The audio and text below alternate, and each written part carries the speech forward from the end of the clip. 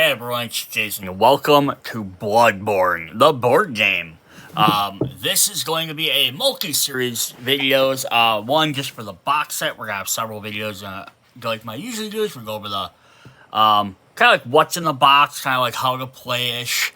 Not a full how to play, but just an overview of what the game is, what you're doing in there. And then we'll go throughout to the other stuff, all the different cards, the characters you play as, the hunters, the various enemies of Yharnam. And then we'll have all the multitude of expansions, plus the stretch goals and all that fun stuff. So hopefully you're ready for this long journey. So if you're not familiar with what Bloodborne is, it is an action fighting, not fighting game, an action game. But basically it's a hard game. It's a video game. And what you do is you play as, like, kind of guy pictured here, as a hunter. And you're going around Yharnam, which is like this old, kind of like old-timey-ish, semi-gothic town or villages. And I don't even know if there's an end plot, like, established at the beginning of the game, or if you're just out to hunt these monsters down.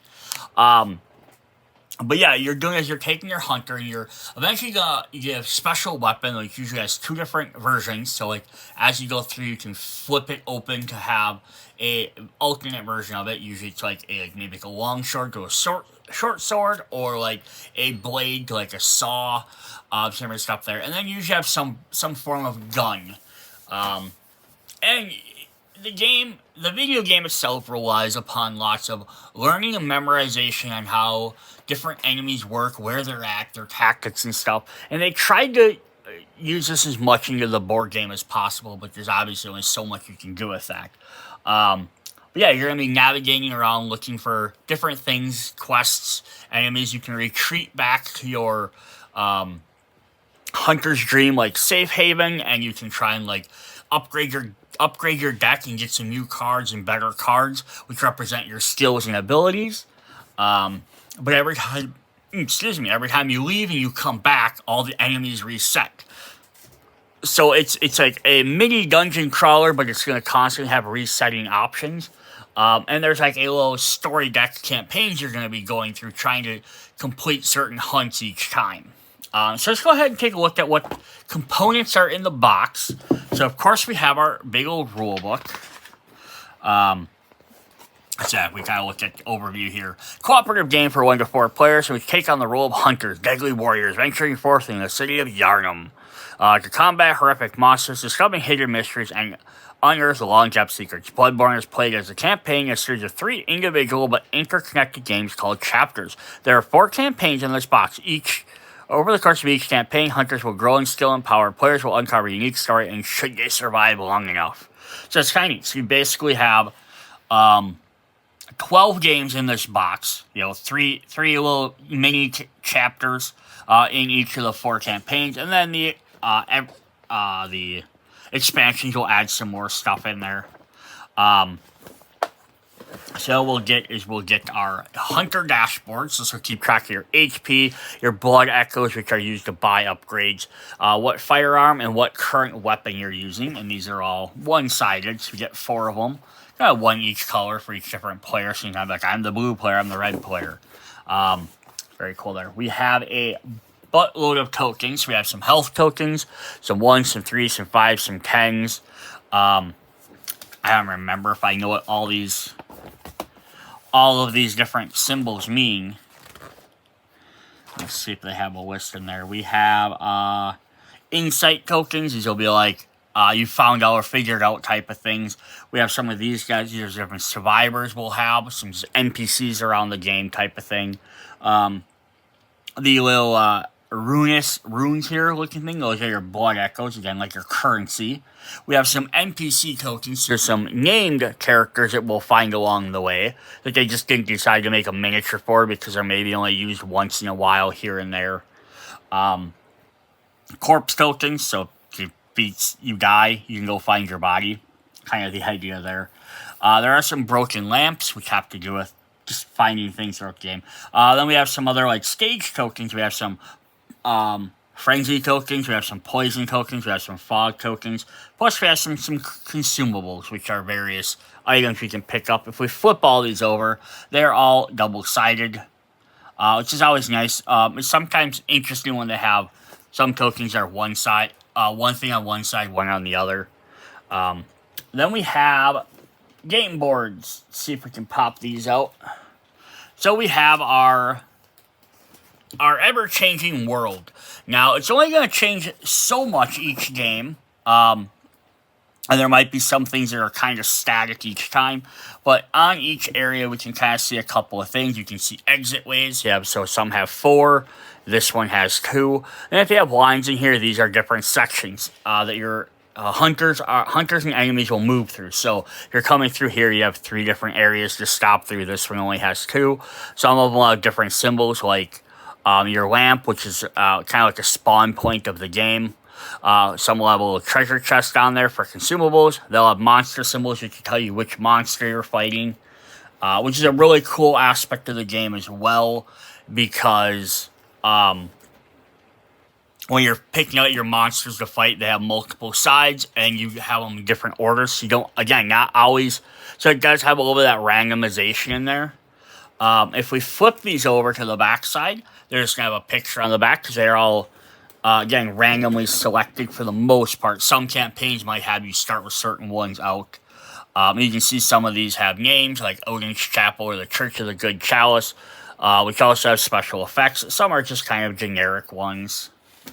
And they're all squares, but they have their different, they're all going to fall apart in here, but they have their different spots in here, for entering and exiting stuff. So, like, again, like this one, you come in here, you have to go there to exit or step to a second space. Where if you're on this one, you can just enter and you can exit on another spot. You don't have to spend another space to do that. Then we have a couple more generic space ones here. 2 spots. Some have, again, multiple edges. Some are top, bottom. Some are left to right.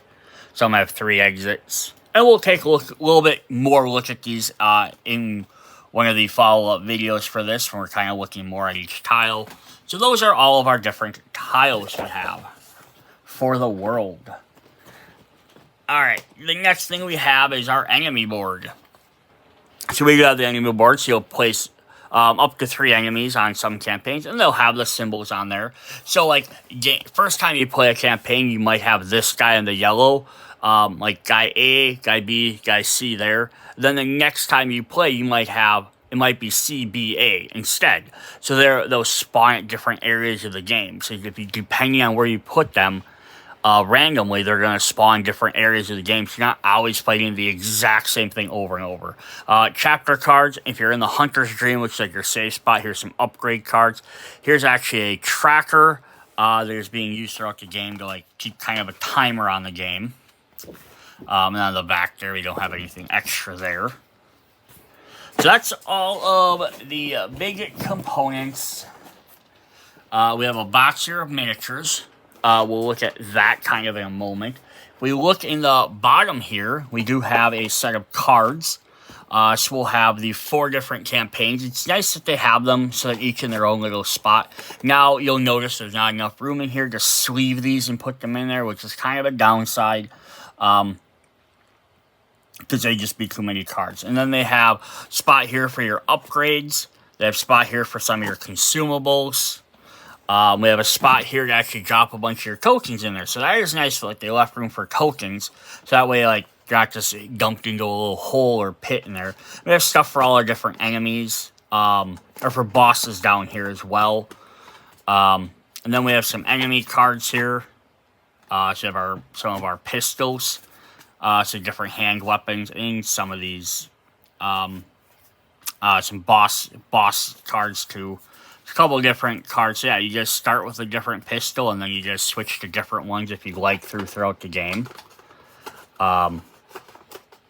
If we look at some of these upgrade cards here quick, nothing on the back here, but there are going to be some different categories. We have, like, the purple basic ones, which are for the heart, which give you, like, kind of like drawing abilities. They're kind of like healing almost.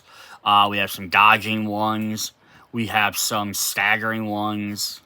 We have some health ones, give you extra health. But then you can also upgrade to some non-basic ones, which will get you same type of categories, get you health and extra attacks. Some will have staggers with movement, staggers and drawing cards. Lets you move, dodging around some more. So these are just upgraded different versions you can get.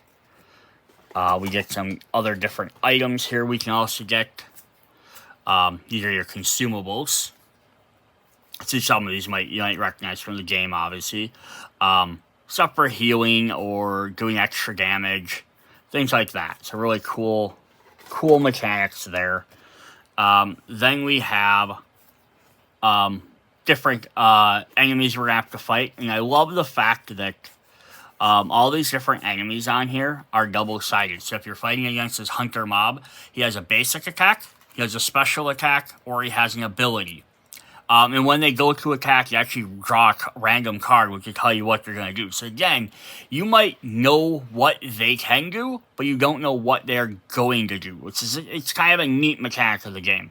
And they can flip it to the other side, and instead they can have a couple of different abilities. So you have Mob Frenzy becomes Molotov Toss. Shield Bash became Rifle Shot, but Axe Swing stays the same. So you're playing, again, you could play these multiple games, and you could have the exact same 3 mobs in the first game, but depending on where they're laid out, they might spawn in different areas, depending on the map lays out, and you might find enemies in different areas, plus depending on what side you play, they'll have different attacks. So it's a lot of extra customization on stuff you can do there. Then the last thing we have are our hunters themselves. So we'll have 4 big hunter cards, which are just denoted generally by their weapon. They don't have names. You're not playing as, like, Henry or Angela. You're playing as Ludwig Holy Blade. But then it says what their different attacks are. And then to play an attack, we'll kind of get more of this in just a moment, but you're going to play, like, one of your cards onto this area to show that you're using it. It's going to upgrade it, and there's speeds and stuff like that. But so like this Holy Blade has this different combos in there. But you can also transform their weapon. So she transforms in a big giant sword into a pistol with a smaller sword. And now she has a couple of different attacks. So again, it's really cool in the ideas that you have not just a character that like equip a different weapon. You always have the same weapon, but you have different modes for it. So you can kind of change up your strategy depending on what you're facing against. Same thing, we have like the Hunter Axe, which can flip over from a double-handed giant axe to a single axe. The Threaded Cane, which is a whip sword into like a rapier. And the Saw Cleaver, which is a little like saw into a big giant blade. It's very, very cool that we get all those different ops stuff. And we'll kind of jump into those and see what exactly all those are. And we'll kind of look through the rule book here in a moment. So the other thing we wanted to look at were miniatures. And we'll go over these more in depth as well as we go through. But we'll have our 4 hunters in kind of like a tannish color here.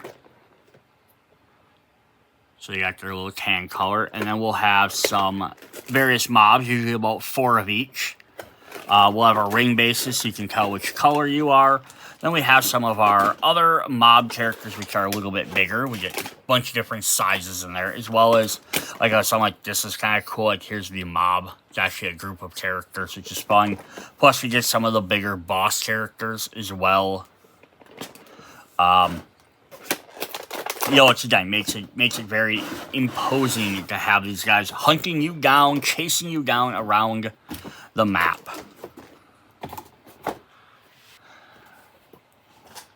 Alright, so I'm going to talk about some of the game and game mechanics going through. Now, because there are campaigns with spoilers in there, I don't want to talk too much or get into too depth and showing them off. I will in a later video show off every card, so if you absolutely want to know what they all are, there will be a video specifically just for campaigns, which I'll have all of them linked in the description. But yeah, I don't want to reveal too much, but we do always want to get the basics of what they're doing. So you have the 4 different campaigns to be the Long Hunt, Growing Madness, Secrets of the Church, and the Fall of Yharnam. Campaigns are not meant to be played in any particular order, but we recommend starting with the long hunt. Players do not have to complete all the chapters of the campaign in one gaming session. All information can be tracked for future plays, so players can stop after any chapter, then pick up where they left off. Since there's usually 3 chapters per game, you don't have to sit down and play 3 games in a row. You can play one, use the save information to save what you have for certain things, and then come back and play again. Now, obviously I'm going to assume you probably, unless you do a lot of extra writing stuff down and keep track of stuff, you're probably not going to be able to save multiple games at a time, but that's up to you. Alright, so campaign setup is pretty easy. We have an introduction card, we have chapter cards, so each chapter card displays rules and setup for the 3 of the different chapters, and then we have the mission cards for them. You do not shuffle these and read them carefully. So if I grab the long hunt here, just as an idea, so you have an introduction card, just gonna basically give your little brief story. We have our 3 setup cards, which are going to tell you on here, so we're going to look at the first one quick. It says which enemies to use, so using those 3 enemies, which tiles to use. So you're going to use those 4 specific tiles, and then any 2 per player random tiles. So the more players you have, the more tiles you use, up to 6. So you have some that have to be in the deck, some that are random, so you might not even play with every single tile every time.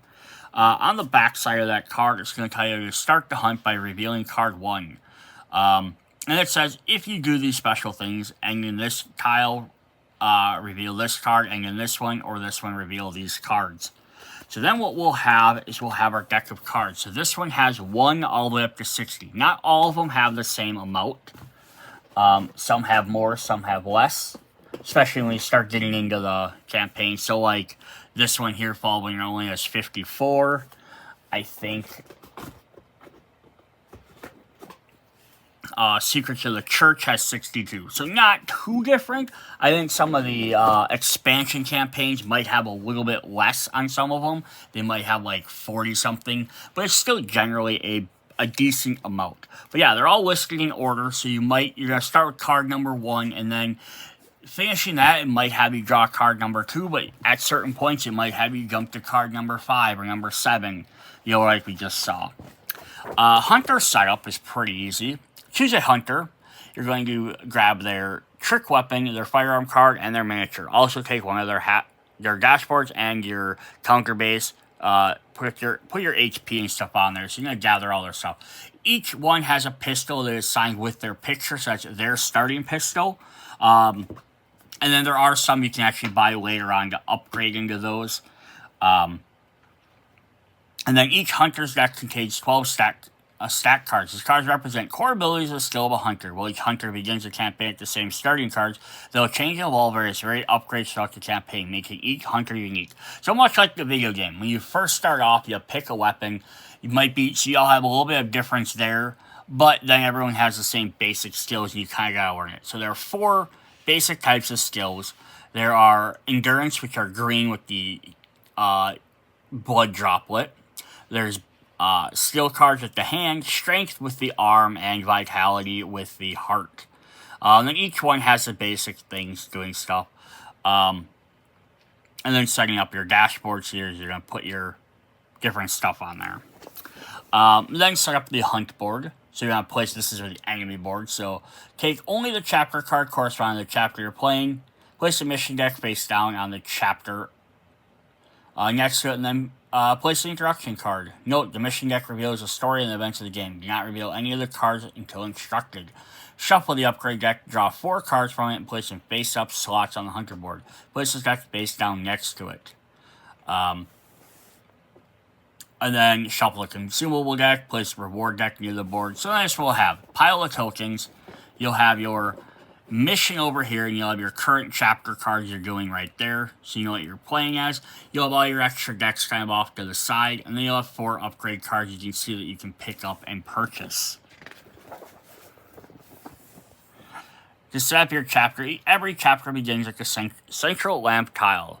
So set up this counter, place all hunter miniatures on their chosen space, chosen by the players. You can start in any of the 3 slots. And that's going to tell you again how to set each one up. The chapter also lists the 3 enemies that appear during the chapter. Take your match enemy cards and note all have 2 sides with different attacks and abilities. Randomly select the side using each one, shuffle them together, place 1 enemy in each slot. So again, you're going to decide which side you want to do. You could randomly select that. And then you're going to just randomly select where they go on that board. Take out all the miniatures listed on them cards. You'll only use the miniatures that were listed in there. And finally, the chapter lists a number of tiles in this chapter. In addition to the central lamp, includes tiles with name and location as well as number of tiles. Some cards have variable numbers, which represent the number of hunters in the game. Form a tile deck. Tiles used to construct the game will be gradually uncovered and built once the game begins. So then we'll have our final board. Game scale comes with us. Here's all your extra tiles. Here's all your miniatures. Your mobs are on there. And then we have our board to start with, and then like there's 2 hunters set up ready to go. So yeah, it's fairly easy to set up. It's not very egregious, I would say.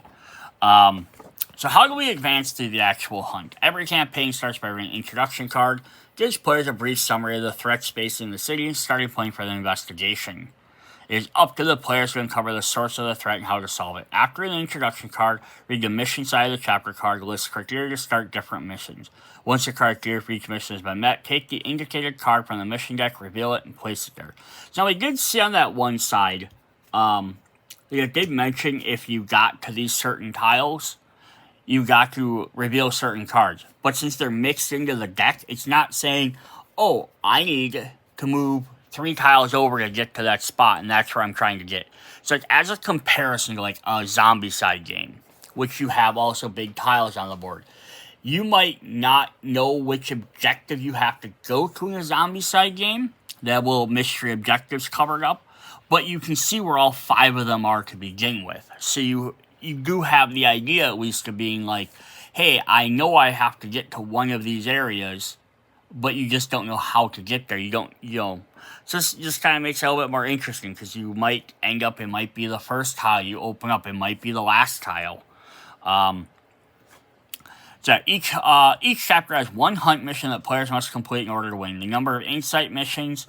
Insight missions are side missions that reveal more of the events and surrounding stories of the campaign. Once complete, insight missions grant powerful rewards that will further aid players in their goal, as well as insight cards which may be necessary to progress other missions should be kept them by their own through their own entire campaign.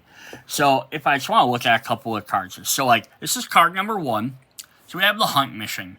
It's going to give you a little bit of story to do it. So it's end of movement on the central lamp tile after you have collected at least 2 insight cards, then reveal 2. So now you have to go around looking for insight cards. And it'll tell you eventually how to do some of that. And then it'll have you reveal card 2, which I'm not going to do that right now. We have card number 5 here. So this is an example of an insight mission. It says, on the hunt. Reveal card 6, surrounding courtyard lamp with fog gates. Spawn 1 hunter mob on the space and respawns on the red. Complete this mission by slaying this hunter mob and then reveal card 7. So you go through and you find card 7. And then here it gave you a reward. Distribute the hand lantern reward to the Ludwig rifle firearm among the hunters. So you got like 2 different rewards. So yeah, very, very cool. So as you're playing through, you're gonna have these little extra missions. It might be defeat this guy. It might be complete certain missions, and you'll get various different rewards. The thing is, if you're playing a 4-player game, sometimes you only get 1 or 2 rewards. So you might have to decide who needs them most, because this is a cooperative game.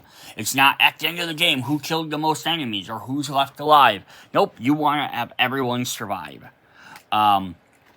So that kind of goes through some of that, so I'm not going to read through that too much more. Mission cards may also reveal special rules or instruct players to place tokens, such as corpse survivors or even insight tokens, or spawn new enemies on the map. Insight tokens are often utilized to indicate important elements unique to the mission. Once a step in the mission is complete, any tokens or special rules generated by that mission must be discarded unless otherwise specified. So you could get special setup cards that tell you to add different things or change things. You could actually get enemy upgrade cards. This is actually going to give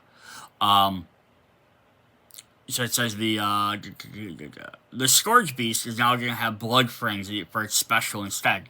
So that's also a really cool aspect, because again, already not knowing what you're going to exactly face, you could have enemies that pop up later and be like, oh, okay, I kind of know how to deal with that. So now you draw a card and they have a new ability you have to deal with. So maybe now they can do more damage, or they can do more range, and you're like, oh, they have this much range, or they're only going to be able to do 1 damage to me. And then the next turn you draw a card, somebody else does something, now they have extra range, they can hit me from farther away, or they can do more damage. You're like, crap, where I was standing is now not a good spot.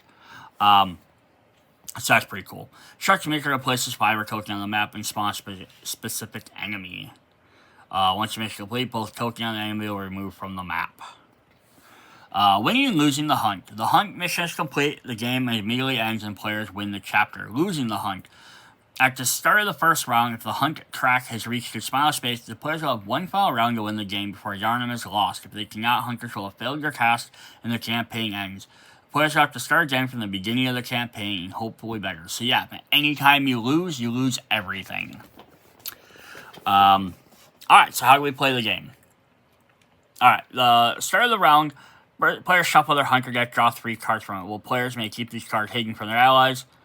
The game is fully cooperative, so placing them face up in front of your hunter's dashboard might be beneficial for the group. Once all players have done this, the first player can begin their turn. So you can reveal cards if you'd like to.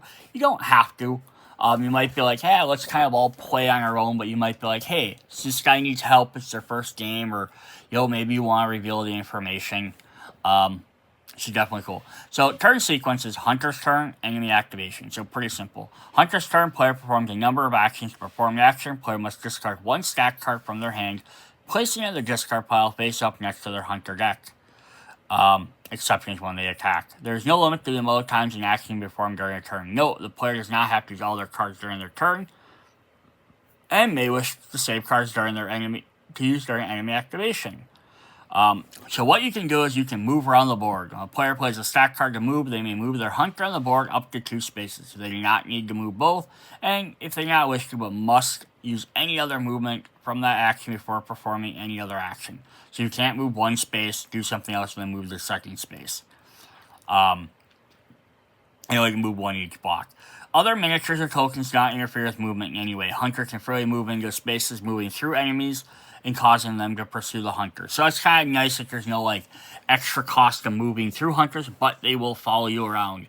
If, during a move action, only a move action, a hunter exits a space or tile containing enemies, at the end of that hunter's move, those enemies will immediately pursue the hunter. This means that enemies will move 1 space towards the hunter, but on the same path the hunter took. Other non-pursuing enemies or hunters do not interfere with their pursuit. It also means a cunning hacker can lure enemies away from their allies, a useful tactic. Revealing and populating tiles at the start of each chapter. When at a space on the exit is not connected to another tile, Hunter may move off that tile to an unexplored area. Take the top card from the tile deck, flip it over, connect it to the exit. The space connected to the tiles adjacent to each other must take 1 space of movement to cross. When only 1 tile is an exit, the other is not. Spaces are not adjacent and cannot be moved across.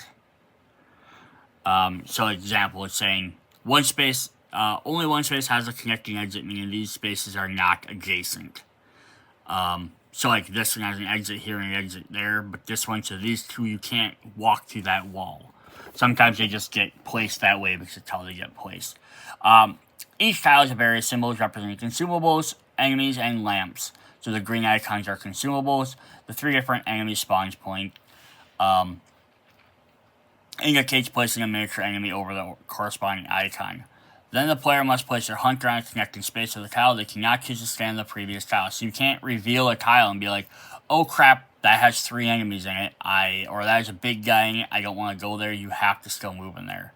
If they have any movement, they can always run away. But you always run that risk of, in this one, if you came across from this side, you could be like, nope, and back out. But if you come onto this side, and then you try and back out, if there's an enemy in that spot, right, let's say if that was an enemy, he would then follow you back through. So you're just going to show that. You're going to place a consumable and an enemy icon. So put a token on the board. Find out which one is that red enemy. Happens to be the hunter mob, so you're going to place them on that board. All exits are blocked. In rare cases, you might reveal a tile to completely close off the remaining map from being explored. If this happens, draw a new tile and shuffle it back to the previous drawn one. Enemy spawns and miniatures. Might happen an enemy must be spawned, and there are no remaining miniatures of that enemy. In such situations, take one of those enemies on the map that is furthest away from any hunter and use that miniature. And then some have named locations, which is sometimes just mentioned on certain cards and abilities and stuff. Alright, so our next thing we can do is we can interact. There are two primary times a player can interact. When a player wishes to pick up a consumable, or a mission card requires that player to make an interact action. When using a stack card to interact with a consumable, they must discard that token from the map, draw one consumable card at random, place it face up near their hunter dashboard. May only pick up a consumable if there's a consumable token on the space. Some missions also require that interact with specific space or tokens. Will instruct them when to do so. When a player uses a stack card to interact with a space, they may interact with any or all interactable elements of that space. For example, the player must interact on a space for a mission, and a space has a consumable, they could discard one to do both. So that's kind of fun that you get to do that as well. Enemies and interactions. Enemies not merely standing around while a hunter explores their area. If a hunter ever interacts with their enemies in their space, those enemies immediately attack. Before the hunter completes the interact action, flip the enemy action card for each enemy on that space. Hunter does not get to make an attack or dodge against his enemy response. The hunter is slain, they not get to interact. So that's also makes sense with the game, right? So you can run through them and they'll follow you, which makes sense. But they don't like hinder you, they don't grab you and stop you, or you don't have to spend extra movement to get by them. But if you stop and you're like, I'm gonna look at this thing on the ground, or I'm gonna play at this switch, and enemies are gonna be like, what's this guy doing? He's just gonna attack you. You can also transform your trick weapon. Each hunter's trick weapon has two sides, representing the two forms of their weapon. When a player uses a stack card to transform their weapon card, they will clear all slots of their trick weapon dashboard, discarding all stack cards on it. They'll now flip their trick weapon to its opposite side. Note, when a player transforms, they must flip it to the opposite side. Transform the only way to clear slots. They are never otherwise cleared unless an effective ability tells you to do so. So, just a brief thing, we'll get into more at that. As you're attacking, you're going to place cards down on your weapons, covering up each different ability used. Eventually, like this card, you use all three of them, you'll have to transform it to this side to clear them off, so you can now use new abilities. And then you'll have to perform one or two there, and then you can flip it back over. So you can't just use the same things over and over. It kind of forces you into combos. You can also go to the Hunter's Dream. Draw players can upgrade your deck, heal, and generally recover their health. When a player uses a stack card to perform this action, they must remove their hunter from the map and place it on the Hunter's Dream section of the board. There are additional steps to be taken once this is done, but they will be covered in their own section later on. Players may use the Go to Hunter's Dream action from any space regardless of other miniature tokens on that space. And then finally, you can do an attack. So a hunter on a safe space is an enemy. Use one stack card to attack the enemy, thus starting combat. Unlike other action, stack cards used to attack is not discarded, instead placed on the empty attack slot of their choice. Cards can only be placed on empty slots. Alright, so then after you've done that, so you moved, interacted, attacked, changed your weapon, went to the dream, done all your stuff, then the enemies get to go. So the enemies have an activation range. All enemies in the hunter tiles or connected tiles within activation range will activate. So on the hunter's tile or on tiles connected to it. So if like you're 3 tiles away, they'll ignore you. They're not gonna again. If I'm gonna compare this to zombie side doing extent. Like zombies are always gonna constantly move towards you. These guys will just kind of wander in their own space unless you get near to them. Yeah, so you can get far enough away they might not come after you. Activate enemies. Enemies activate in order based on the hunter board. All enemies with the yellow will activate first, then. So on the order they show on the enemy board. So what do they do? First they move. Select one activating enemy in order. Move that enemy one space towards the hunter player. If the activating enemy is in a space containing another hunter, they must move only if moving will bring it to the same space as the player's hunter.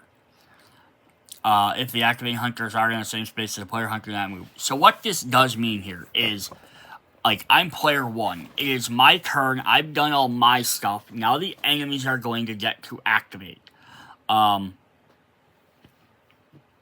So then what happens then is now any enemies are going to try and move towards me. So they might walk by other players if they have to. They might move off of their spaces. So it's kind of a neat mechanic because it's not just all the players go, then all the enemies go, then all the players go. It's player goes, enemy goes, player goes, enemies go. But when they go, they only go after the active player. So enemy attacks after movement. If the activating enemy is then in the same space as the player's hunter, they will start attacking. So they'll try and move first if they can, and if they don't have to move, or if they don't have to move, they won't. And if they can't get to you, they won't move. So they're not going to try and move. So if they're like one space away from you, they'll try and move to that space. But yeah, again, if they're far away, they'll kind of be like, oh, it's too far away, we'll leave them alone. Once this is done, the enemy's activation ends. Select another enemy with activation range. Activate them until all eligible enemies have activated. Once all enemies with activated gun, the enemy's activation over, and the next player will take their turn. Surprise movement. There might be situations where, through some effects or abilities, enemies previously not in the activation range moves in that range. If this happens, the enemy must be activated as well, even if its normal opportunity is passed. Enemies are just as vicious as hunters. So, like, if you're fighting a guy and then they knock you, like, normally be like, oh, I'm not within range of that guy, and then they knock you back 2 spaces into that guy's space, he will now attack you. And then sudden death. It will also happen a hunter is slain by enemies before all enemies have a chance to activate. In this case, no further enemies are activated. Well, they don't care. They're going to kind of ignore everybody else. Consumables, rewards, and firearms. Consumables are powerful one-time items that represent various tools to the hunter. Consumables are added to the player's hand or hunter's deck, but instead kept by the hunter dashboard. All consumables specifies when they can be used, whether on a turn or on attack. Players ever need to drop a card from the consumable pile. And it's empty to shuffle the discard pile and draw a new card. Then we get reward cards as well. Reward cards are gained for completing missions throughout the campaigns. They also specify they can be used. Unlike consumables, however, reward cards are not discarded when used. Instead, they're exhausted and flipped to the next with the text space down. They cannot be used again until they're refreshed. Rewards are refreshed when a hunter goes to the hunter's dream. So they're like artifacts or items like that. There are 2 types of reward cards: hunter tools and Carl ruins. Player may have a maximum of 2 hunter tools and 2 ruins at any time. If they ever gain a third of each, they must immediately give it to one other player. No player wants it. Place it to the side. Rewards can be kept throughout the entire campaign and be switched out between chapters. So that's kind of fun too. So even if you pick them all up and someone's like, no, I don't need that, or I don't have use for that, you can always switch it, and then the next campaign might be like, dudes, we need to switch out this one for that one. Then we have firearms. Finally, all hunters carry a firearm which has a dedicated slot in the hunter dashboard. Each one specifies when it can be utilized. When they are used, they are also exhausted and not be used until they refresh. Each firearm specifies how they can refresh, just through reward cards. Hunter may carry 1 firearm at a time. They gain a new one. They may replace it with their previous one. Then anyone can be set aside. Starting firearm cannot be exchanged or utilized by other hunters. So like their example, it's showing like the hunter's pistol. So yeah, you might pick up some other ones. And those aren't weapons. These guys aren't attacks. None of these things. You can attack, but you can also use any of these things. So it's kind of nice. I'm going to be swinging with my axe or my sword, and then I can also pull up my blunderbuss and fire on them. And do some extra damage if I need to. Alright, so how do we start a round? Advance the hunter track by 1. Move the I token 1 space on hunter track. If after this move the token reaches the final space, the final round has been triggered. Or complete the mission losing. If it advances to a red marker, advance on the red marker, we'll see what happens there. Refreshing hands. All players may discard any cards they wish from their hand and draw cards from their hunter's deck until their hand contains 3 stack cards. Should a hunter deck not contain enough cards, they should take all their discard cards, shuffle them, and draw a new one. So, yeah, once the last hunter's turn and activation is completed, a new round begins. So, we'll have this little tracker on the bottom here. I'm going to show how many turns. So, there's what? 1, 2, 3, 4, 5, 6, 7, 8, 9, 10, 11, 12, 13, 14. There's basically 15 turns that you get to play the game. It's 15 full rounds of everyone getting to activate. Basically, if you're playing 1 player, that's 15 for each. If you're playing 2, that's 15 per player, but 30 for all enemies. We have combat. One cannot partake in a hunt without expecting to face down horrific beasts that prowl the streets of Yharnam. By slaying your foes, you'll advance much closer and cover the town's secrets. You also collect precious blood echoes.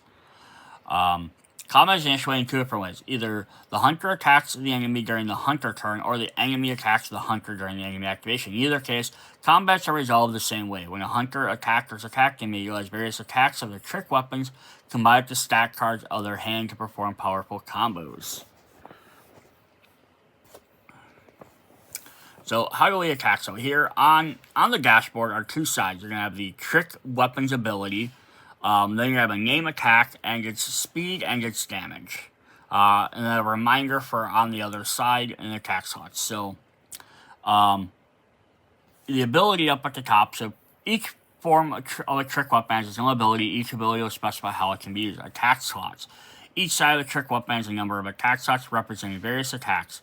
The name, the speed on the top of our 2 speeds. So 3 arrows are fast, 2 are medium, and 1 are slow. They're kind of also indicated by the colors as well. So like a yellow is a fast attack, a brown is kind of a medium attack, and then like the red is a slower attack. But as you can see, typically the slower attacks do more damage, as well as the easier ones do less damage. And on the bottom here, it also says after attacking a combo, you may combo slash. After attacking a combo slash, you may transform your weapon. Here it's showing what the other 2 symbols are. So we know on the other side we have a medium speed with 2 damage and a 1 speed with 4. And if we flip it on this side, it says each time you clear a slot, deal 1 damage to enemy or space. So it's saying what the ability is at the top. So it's kind of neat. So on the bottom here, it's saying this is what the ability is, and these are what the skills are. So you always have the information for what's on the other side of the card. So you have an idea, you might want to change it earlier or switch it out at a different time. Notice the creation of each of your weapons' unique form is best suited for going after fast or slow enemies, dealing lots of damage or defending yourself. Now if you're familiar with the trick weapon, how do you utilize it in your foes? So how do you resolve combat? All combats resolve the same way. Select the stat card, flip the enemy activation card, dodge, and resolve. Selecting the stat card, players select the stat card from their hand. This is not discarded but placed on the enemy the empty attack slot. Trick weapon dashboard. The attack slot does not currently have any cards. It is a fill one, means all slots in the trick weapon are full but not built performing an attack. So for example, the Thread J Hunter wants to make an attack. First, she will select this stat card from her hand. She then places it in the 2 empty attack slots on her trick weapon, which could be her quick cut or slash. She could not, however, use her deadly thrust as it already has a card there. Stat boost and effects. Not only stat cards allow the hunter to attack, but they also modify the attack in various ways. So endurance allows hunters to dodge enemy attacks. Skills will focus on staggering or interrupting their attacks. Strength will increase the raw damage. And vitality will give extra defensive cards or card draws. Most stat cards directly modify a hunter's attack. Other stat cards give other effects as additional cards are clearing attack slots. If a stat card does not specify the timing for this effect, either after attacking or after dodging, it happens immediately when the card is placed. So that was these cards here. So these are your stat cards. So as you're playing the game, you'll discard these to perform all your actions. Moving, flipping your weapon, interacting with stuff, or you place them on the board. So you start the basic one, so I can play this to draw a card.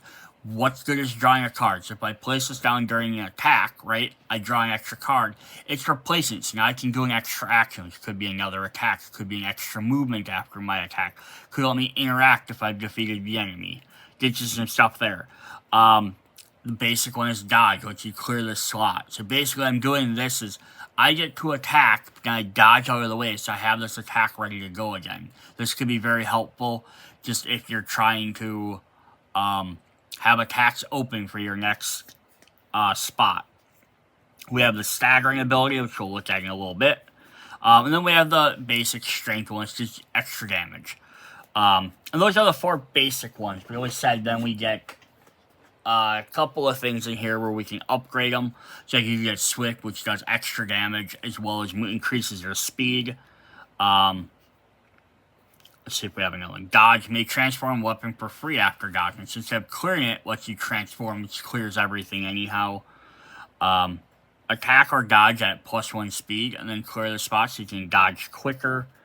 Then we have like one of the health ones here. If I grab one of those. Tireless. Draw 2, then discard 1 effect, and then remove a status effect. So we get some various stuff like that. As long as we're looking at that, we have some of our consumables. You could use bolt paper, which on your attack, if you do it, gives you an extra speed, so you can attack better. Here you have a block 1 damage with the elixir. Hunter's turn, clear 1 attack slot, so it lets you attack more or defend. Beckoning about other hunter teleports to your space. That could be super helpful. Throwing knife, deal 1 damage to an enemy within 1 space. Might finish them off. So yeah, some interesting stuff we can do there. And then before we finish off looking there, I just want to take a quick look at one of the firearms here. Hunter's Pistol. The enemy makes a basic attack, automatically stagger that enemy. Or she has Evelyn. Makes a basic attack, automatically stagger. So I think a lot of the basic ones are going to kind of be the same things. But this guy's a cannon. Maybe use to make the following attack. So you can use an extra attack. And then we do get some of the ones here that don't have the pictures by them. So you can get like Evelyn or the Blunderbuss for other players. You get the Hunter's Rifle. Enemy moves in your space, deal 2 damage to them. Or automatically staggers that. Lots of the pistols do the same thing. But I think they might have different effects on how you refresh them as well. So yeah, very, very interesting on how that stuff all works for the combat. So when you're deciding on your turn to move around or interact, you also have to keep in mind, though, which cards you might want to use for your attacks, too. And you could attack first and then do the other stuff. You could do the other stuff, then attack. And things could always change. You might be like, oh, that guy only has 2 hit points left, right? So I don't need to use keep my thing that does extra damage. You might discard that to move to attack, but then maybe they end up having an ability or something that gives them an extra hit point, or who knows. And then you flip the enemy action card. A hunter has placed a stack card, flip the top of the enemy action deck, which is in here somewhere.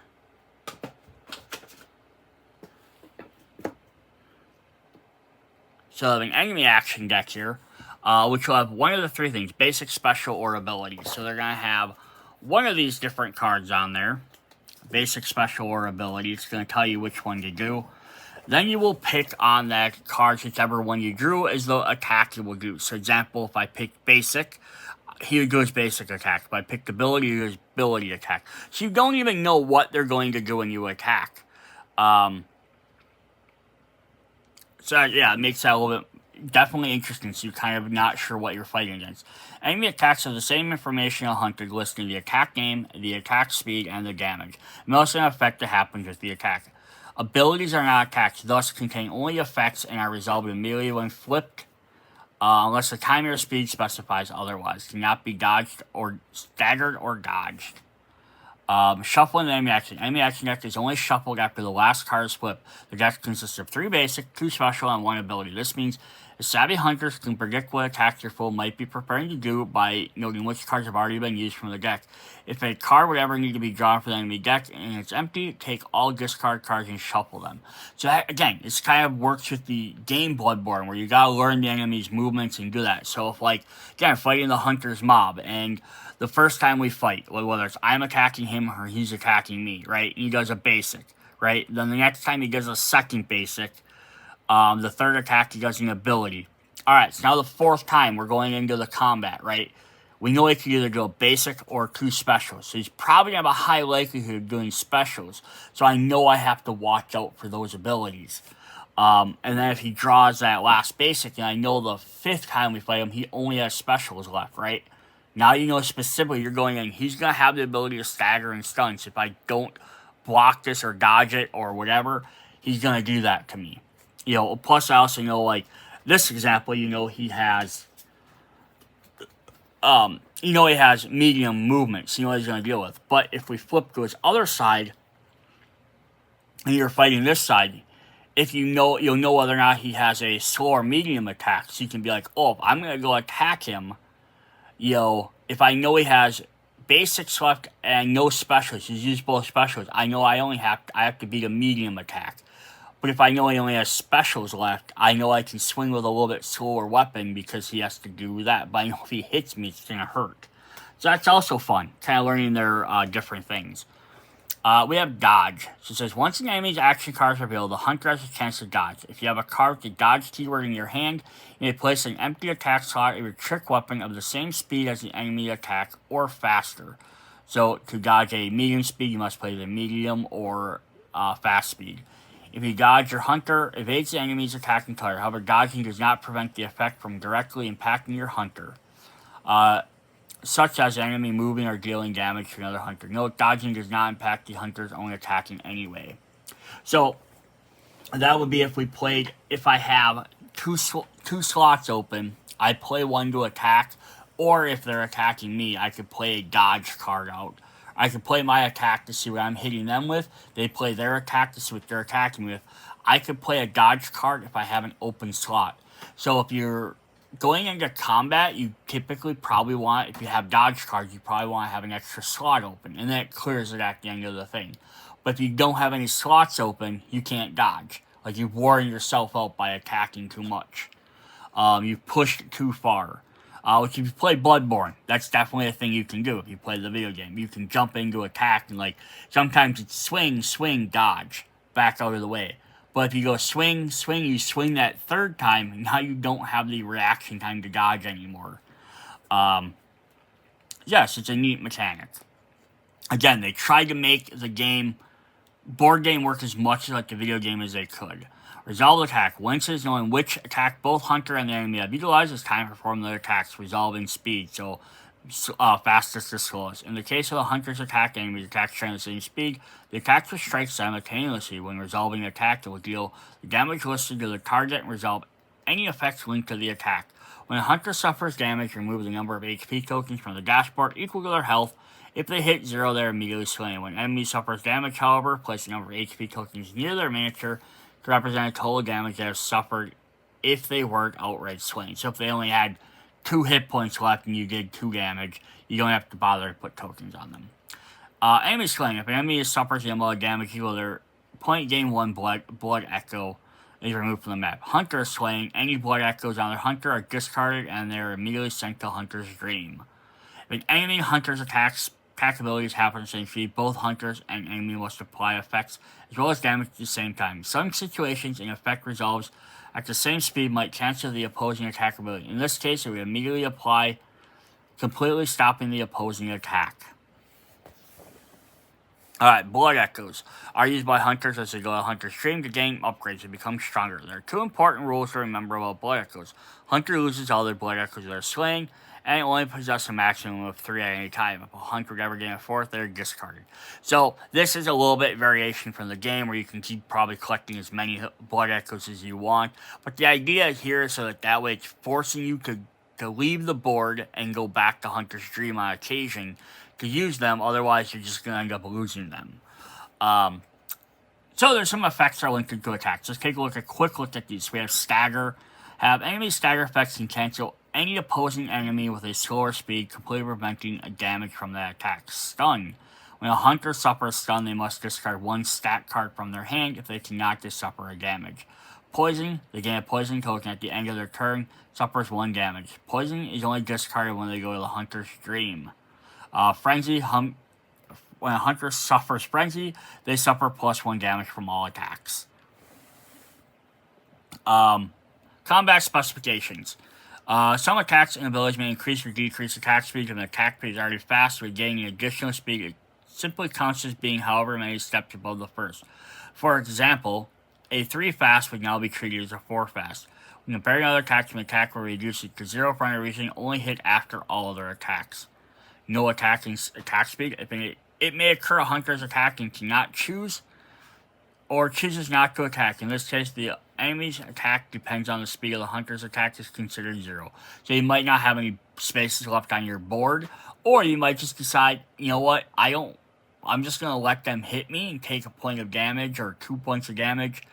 And then that way I can use my attack maybe on a different enemy. Maybe there's 2 enemies in there, you want to you're getting hit by 2 enemies, so you want to, like, dodge the first one, or get hit by the first one so you can attack the second one. The event that Hunter and Enter are swaying at the same time, both will immediately move from the board. Unfortunately, Hunter block echoes, gain limit saying enemy are discarded. All attack slots are filled. There might come a situation where Hunter attacked and no enemy empty attack slots on their trick weapon. This happens if player has no recourse. Hunter merely suffers the effects of the enemy attack without being able to strike back and defend themselves. If a player finds themselves in a situation, it is recommended to spend an action to turn their trick weapon to transform their weapon. But you can't do that on an enemy's turn, unfortunately. And slaying out of activation. Rare cases, a hunter might be slain before they've taken their turn around. It's unfortunate and should be avoided at all costs. For if it happens, a hunter skips their turn and the round is forced to spend their time recovering the hunter's stream. Alright, so yeah, just here's a quick thing, just kind of showing some of that. So in their hand, they have the 3 cards. Since the Scourge Beast has 4 HP, the player decides to use their basic strength card with a deadly thrust to increase the attack damage to 4. So you're going to be able to do all 4 damage. Taking the basic strength card, placing the deadly thrust attack, they have committed themselves to making that attack. Now the player flips the enemy attack for Scourge, revealing the basic attack. According to the enemy card, it is at fast speed, so the Scourge Beast will attack and do 2 damage first. Since the player has a dodge card, they have no empty slots, since they already have these 2 filled up. They can't dodge, so they have to suffer 2 damage. Now the hunter's only attack will strike for 4. Scourge Beast has only 4 HP, it is removed, and you get an echo. So very simple. And then we have bosses. So bosses represent the most dangerous threats in the hunter. When occurred while on a hunt mission, they are spawned by the requested mission card. Bosses now have the standard enemy card. Instead, they have a boss HP card, a double-sided card listing 2 phases, and 2 unique boss action decks. Each one tied to either phase 1 or phase 2 of that boss.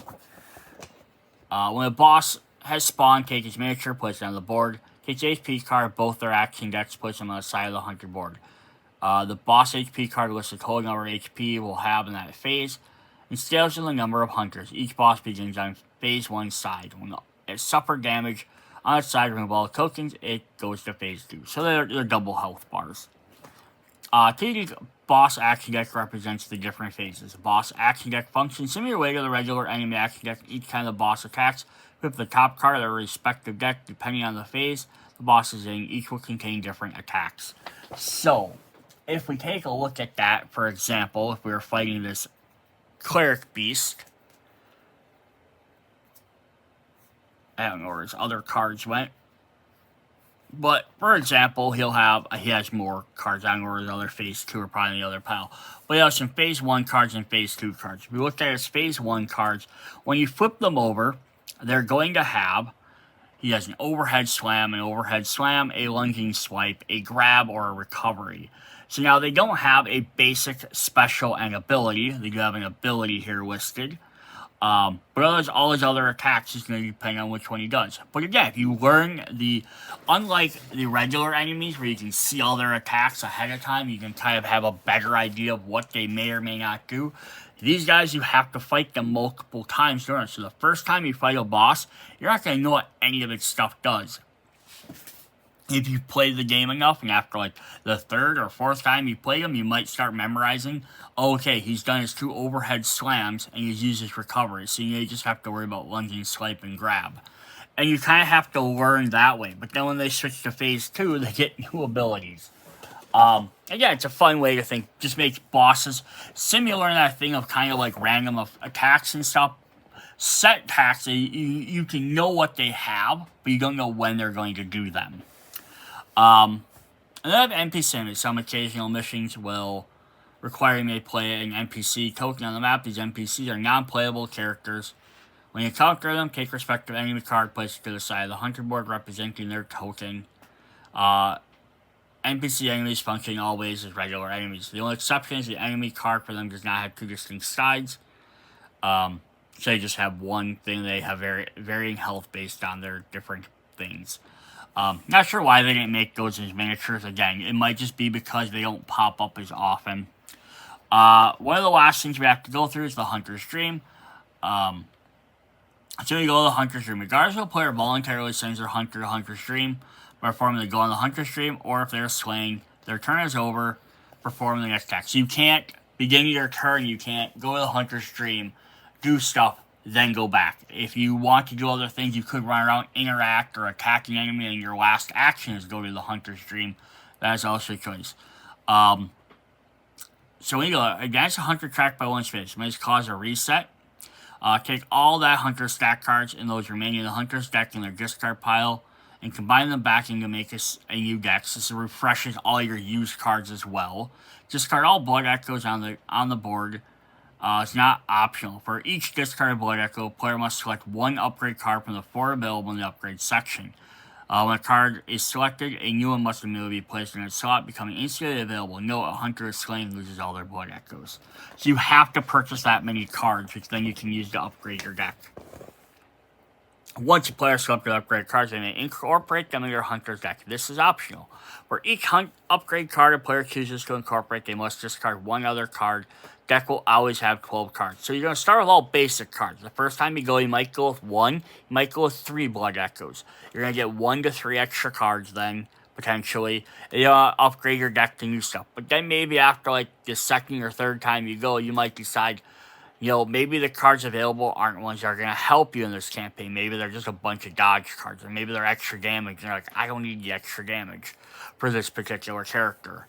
Or different things there. You might opt to not change them.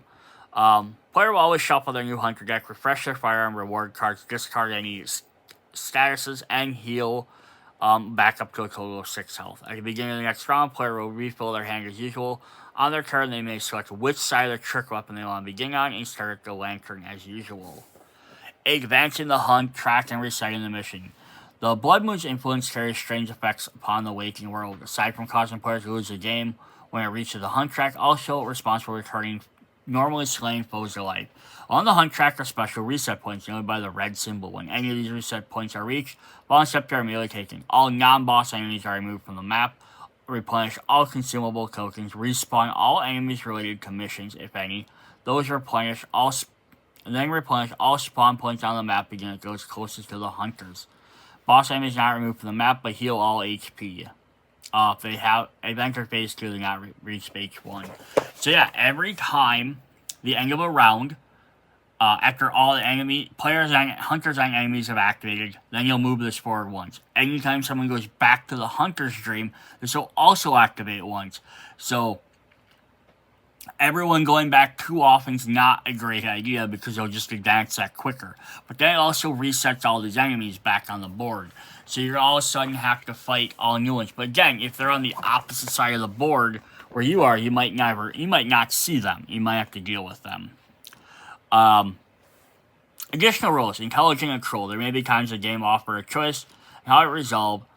Players shall always pick their eligibility to be the worst possible outcome for the players. This is a representation of the enemies you encounter are intelligent in their actions, as well as the fact that Yharnam is cruel and merciless towards hunters. Obviously, if you're finding the game too difficult, you could choose easier options. But this might be like, if an enemy, for some reason, has to move, for example, and they can move left to one player, to one hunter, or right to the other player, you choose the one with the least amount of health. Or if they have the same health, you might choose the one that has their trick board, your weapon trick board filled up so they can't block or attack back, right? But again, you can always choose differently if you want, depending on how you want to play the game. Final space resetting. The final space of hunt track alternating reset track. As reached, the hunt track could be advanced for any other reason. Instead of advancing, reset the map again. So if it advances, like if you're on that last track and you leave, like you kill 2 things and you leave the game, leave the hunter stream, you have to then now trigger it again. And we have fog gates. Sometimes the mission will require surrounding tiles with fog gates. Special tokens used to isolate the tile from the rest of the map. When instructed, place a fog gate token covering each edge on the tile. The tile is a lamp, cover with a broken lamp token. Finally, remove all enemies from that tile, except any spawned by mission cards.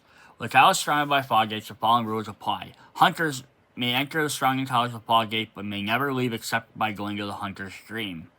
A lamp covers a broken lamp, cannot be used by hunters. They may not return to that space from the hunter's dream.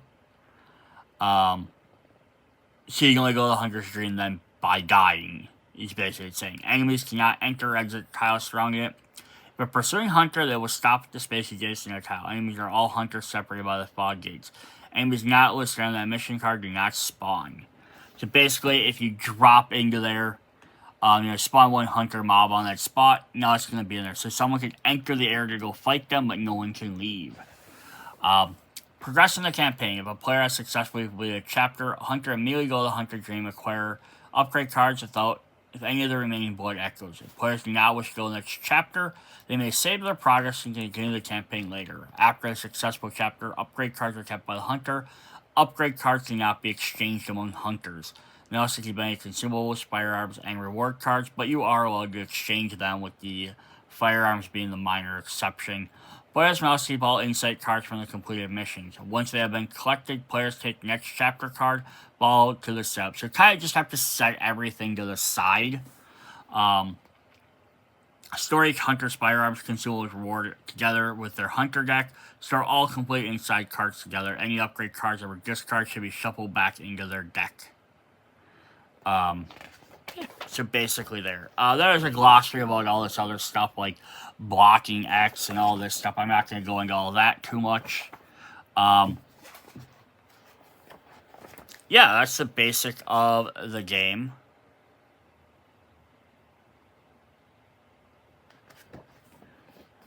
I just want to reread this quick. Guards advance the hunter tracked by one may cause a reset. So yeah, anytime anyone goes back. So if you die, you're going to have to advance that even farther. So that's what we have for that. Now there's a lot of other content to go through. We have all the different decks to go through, the campaigns. And even want to go through them for spoiler reasons in the later thing. I'm going to probably just kind of flip through and maybe read some of the basic effects, but I'm not going to read all the story text on all of them. But we'll just kind of flip through so you can kind of see what some of the different things are. But we'll have to go through all the different hunters, their weapons, their mobs, and it'll be several videos for that. Hope you guys come back and watch the rest of all the Bloodborne, plus all the expansions. See you guys there. Bye.